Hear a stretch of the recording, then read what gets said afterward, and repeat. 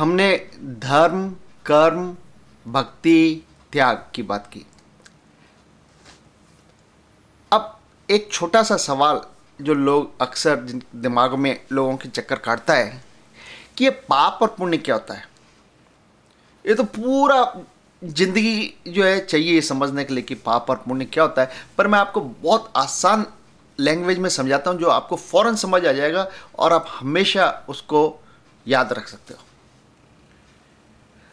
हमने देखा कि कर्म दो तरह के होते हैं, सत्कर्म, दुष्कर्म। अब बीच में था सादा कर्म, बिल्कुल कर्म जो है। तो सत्कर्म का जो फल होता है, जो आउटकम होता है, जो रिवॉर्ड होता है, वो तो हुआ पुण्य। और जो दुष्कर्म हुआ उसका जो आउटकम, रिजल्ट, फ्रूट, फल होता है, वो हुआ पाप। तो सत्कर्म से तो पुण्य मिला आपको और दुष्कर्म से आपको पाप मिला। इसके अलावा भक्ति से पुण्य मिला और भगवान का अनादर करने से पाप मिला। अब भगवान आप कोई भी किसी को भी मानो, अगर आप नास्तिक हो तो भी ठीक है, पर आपने नास्तिक होने में अनादर नहीं किया भगवान का, पर बढ़ के आपने अनादर किया और भगवान के लिए बुरी बात कही या बुरा किया, तो वो अनादर हुआ। तीसरा क्या है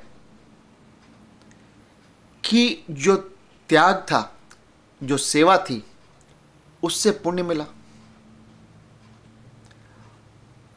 और किसी की खराब भावना से सेवा की, कोई बेईमानी से सेवा की, उसमें पाप मिला।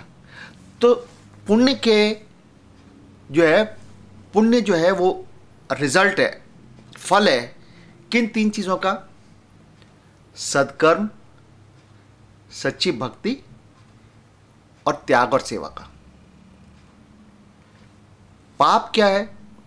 रिजल्ट है, आउटकम है दुष्कर्म का, भगवान के अनादर का और गलत भावना से की हुई भक्ति का। कि आप वृद्ध संस्थान में गए सेवा करने के लिए, पर यह देखने के लिए कि किस किस का सामान चोरी कर सकता हूं मैं, वो उससे पाप हुआ। तो इससे सिंपल डेफिनेशन मैं आपको कहीं नहीं बता सकता कि पुण्य की क्या है। पुण्य और पाप बैलेंस करते हैं।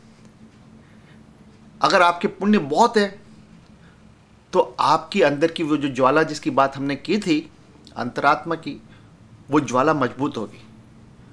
और पाप ज्यादा है तो धीरे धीरे उस ज्वाला को अंधेरे से ढक देंगे। देखो, हमने ये नहीं कहा कि वो ज्वाला को बुझा देंगे। पाप कभी ज्वाला को बुझा नहीं सकते, क्योंकि जब तक इंसान जिंदा है उसको एक अपॉर्चुनिटी होती है कि वो वापस से अपने पुण्यों को जो है बढ़ा ले, अपने पापों को सुधार ले, तो उसकी ज्वाला फिर प्रज्वलित हो सकती है, फिर मजबूत हो सकती है। तो इसलिए जब भी आपको पुण्य और पाप के बारे में विचार हो तो ये सिंपल कंसेप्ट याद रखें, आपको सब समझ आ जाएगा।